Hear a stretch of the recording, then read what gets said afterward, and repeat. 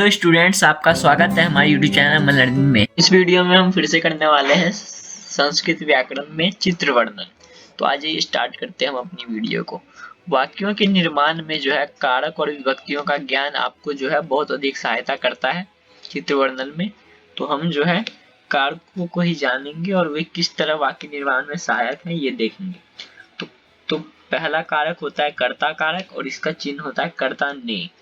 तो कर्ता ने, तो कर्ता मतलब कि जहाँ पे ने चिन्ह हो वो और या फिर कर्ता जो काम करता है। जैसे कि राम जाता है तो राम जा रहा है, काम कर रहा है तो रामः गच्छति, राम जाता है रामः गच्छति। कर्ता ने जो है कर्ता में प्रथमा विभक्ति का प्रयोग होता है तो राम बालक की तरह रूप चलता है तो बालकः रामः गच्छति। अब ऐसे ही देखते हैं हम कर्म को। कर्म का होता है को, कर्म को। बालक विद्यालय को जाता है, ठीक है, तो बालकः विद्यालयम गच्छति। कर्म में जो है द्वितीय विभक्ति का प्रयोग होता है।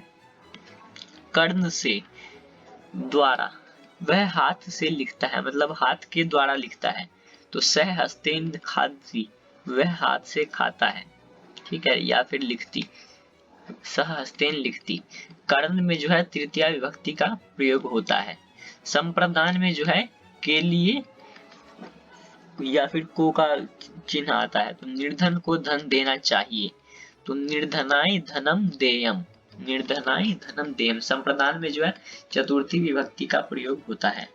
ऐसे ही है अपादान में, अपादान से, तो अपादान से जो है अलगाव, अलगाव के वाला से है ये, ठीक है। पेड़ों से पत्तियां गिरती है तो पेड़ों से जो है पत्तियां गिर रही है, अलग हो रही है तो वृक्षात पत्राणि पतन्ति। अपादान में जो है पंचमी विभक्ति का प्रयोग होता है तो इसलिए यहाँ वृक्षात आया है। ऐसे ही संबंध, तो संबंध में जो है का, की, के, ऑफ, राड़ी, रे, नानी, ने, ये सब चिन्ह होते हैं। जैसे कि राम दशरथ के पुत्र थे तो रामः दशरथस्य पुत्रः आसीत्, और संबंध में जो है षष्ठी विभक्ति का प्रयोग होता है। ऐसे ही अधिकरण, अधिकरण में पर, ठीक है, उसके घर में माता नहीं है तो यस्य, उसके गृह, घर में गृह माता नास्ति। अधिकरण में जो है सप्तमी विभक्ति का प्रयोग होता है। ऐसे ही संबोधन, संबोधन में हे अरे, हे राजन मैं निर्दोष हूँ, हे राजन अहम निर्दोषम। और संबोधन में जो है प्रथमा विभक्ति का ही प्रयोग होता है, बस हे लग जाता है। अब हम चित्र को देखकर और मंजूषा में दिए गए शब्दों की सहायता से जो है 5 वाक्य संस्कृत में बनाएंगे। आपको परीक्षा में जो है इस तरह से प्रश्न पूछा जाता है कि अहम अद्य प्रदत्तम चित्रम दृष्ट्वा मंजूषायां प्रदत्त शब्दानां साहाय्येन पंच वाक्यानि संस्कृतेन लिखेत।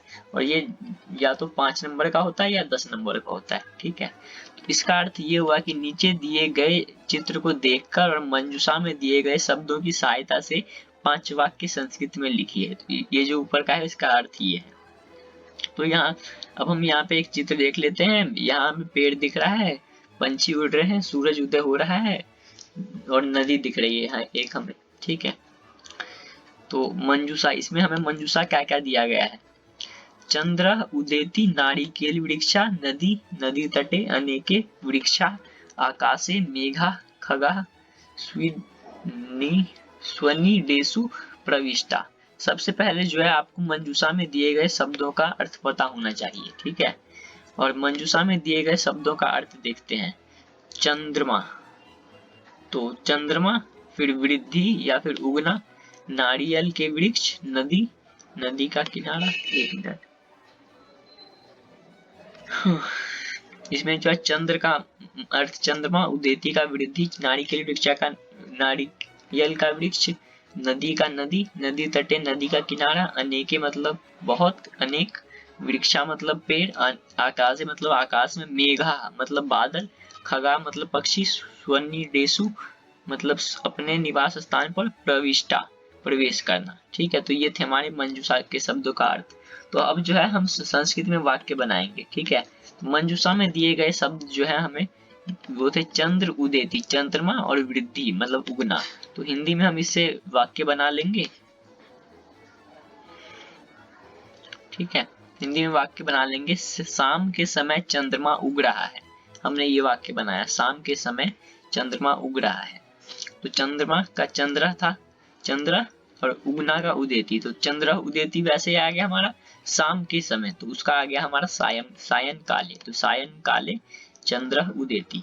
ऐसे ही मंजूषा में दिए गए जो शब्द है हमें उसका हमने नदी का प्रयोग किया है, नदी। ठीक है, तो हिंदी में वाक्य, जंगल में जो है ठंडी नदी बहती है, जंगल में जो है ठंडी नदी बहती है। तो इसका संस्कृत अनुवाद जब हम करेंगे तो वने, जंगल में वने ठंडी नदी, तो शीतलम और नदी हमें दिया था बहती, जंगल वने शीतलम नदी बहती। ठीक है, मंजूषा में दिए गए शब्द, इसमें हम मंजूषा में दिए गए शब्दों का प्रयोग करेंगे। नारिकेल वृक्षा यानी कि नारियल के वृक्ष, नदी तटे नदी का किनारा, अनेके मतलब बहुत, अनेक, और वृक्षा पेड़। तो हम हिंदी में वाक्य बनाएंगे, नदी के किनारे बहुत सारे नारियल के वृक्ष हैं। ठीक है, तो इसका जब अनुवाद करें तो नदी तटे नदी के किनारे अनेकानी बहुत सारे नारिकेल वृक्षा नारियल के वृक्ष हैं का संति। ठीक है, अब चौथा वाक्य हमारा है, मंजूषा में दिए गए शब्द हम यूज करेंगे आकाशी और मेघा, मतलब कि आकाश में और बादल। तो हिंदी में जो हमारा वाक्य बनेगा, आकाश में बादल हैं या छाए हुए हैं। तो संस्कृत में जो इसका अनुवाद बनेगा, आकाशे मेघा सन्ति या आकाशे मेघा आच्छादन्ति। ठीक है, अब हमारा जो पांचवा वाक्य बनाएंगे, मंजूषा में दिए गए शब्द का प्रयोग करके, खगा स्वनिडेषु प्रविष्टा। इन तीनों वर्ड का शब्द का प्रयोग करेंगे। खगा मतलब पक्षी, स्वनिडेषु मतलब अपने निवास स्थान पर, प्रविष्टा मतलब प्रवेश करना। शाम के समय जो है पक्षी अपने निवास स्थान में प्रवेश कर रहे हैं। तो अनुवाद जब करेंगे, शाम के समय सायंकाले पक्षी अपने खगा अपने निवास स्थान में, स्वनिडेषु और प्रविष्टा प्रवेश कर रहे हैं। हम यहाँ पे जो है एक और चित्र वर्णन का उदाहरण ले रहे हैं ताकि आपको जो है थोड़ा और अभ्यास हो जाए। तो यहाँ पे देख सकते हैं, यहाँ ये नदी है, यहाँ पे जानवर सब आए हैं पानी पीने के लिए, पेड़ है, पेड़ पे भी बैठे हुए हैं भालू, सियार, हिरन, कौवा सब आए हैं। तो इसमें हमें मंजूषा दिया गया है, वाटिकायाम पशवः परस्परम वृक्षा तडागस्य जलम समीपे आगत्य पिबन्ति पक्षिणः अपि भल्लुक कुरंगम। सबसे पहले आपको मंजूषा में दिए गए शब्दों का जो है अर्थ पता होना चाहिए। ठीक है, तो मंजूषा में दिए गए शब्दों का अर्थ है, वाटिकायाम बगीचा, पशुवम पशु, परस्परम एक दूसरे के साथ, वृक्षा पेड़, तडागस्य तालाब, ठीक है, जलम पानी, समीपे नजदीक, आगत्य आना, पिबन्ति पीना, पक्षिणः पक्षी, अपि मतलब भी, और भल्लुकः मतलब भालू, और कुरंगः मतलब हिरन। ठीक है, अब हम संस्कृत में जो है वाक्य बनाएंगे। तो मंजूषा में दिए गए शब्द हमने एक ही लिया है, वाटिकायाम, तो बगीचा। तो हम हिंदी में वाक्य बनाएंगे, यह एक बगीचे का चित्र है। तो यह का हो जाएगा, इदम बगीचे का वाटिकाया चित्रम अस्ति। ठीक है, बस। मंजूषा में दिए गए शब्द का प्रयोग करेंगे, वाटिकायाम पशवः परस्परम पक्षिणः कुरंगः, मतलब बगीचा पशु एक दूसरे के साथ, पक्षी हिरन। ठीक है, बगीचे में पशु पक्षी हिरन एक दूसरे के साथ प्यार से रहते हैं। ये हमने हिंदी में वाक्य बनाया।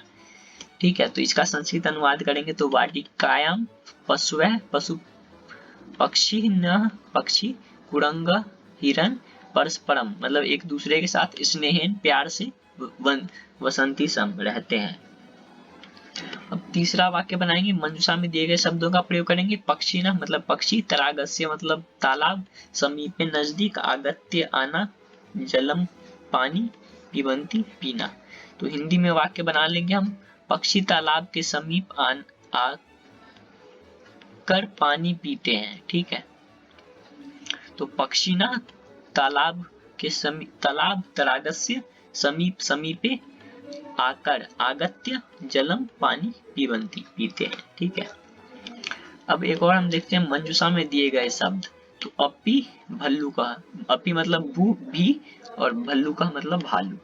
तो हिंदी में जो हम इसका वाक्य बनाएंगे तो, भालू भी वहां रहता है, तो भल्लुकः अपि तत्र वसति, भालू भी वहां रहता है। अब हम मंजूषा में दिए गए शब्द पक्षिणः का प्रयोग करेंगे, पक्षी, पक्षी आकाश में घूमते हैं, तो पक्षी न नभे आकाशे विचरंती। ठीक है, घूमते हैं। इसी के साथ वीडियो होता है हमारा खत्म। अगर आपको वीडियो पसंद आए तो लाइक शेयर सब्सक्राइब करें। मिलते हैं अगली वीडियो।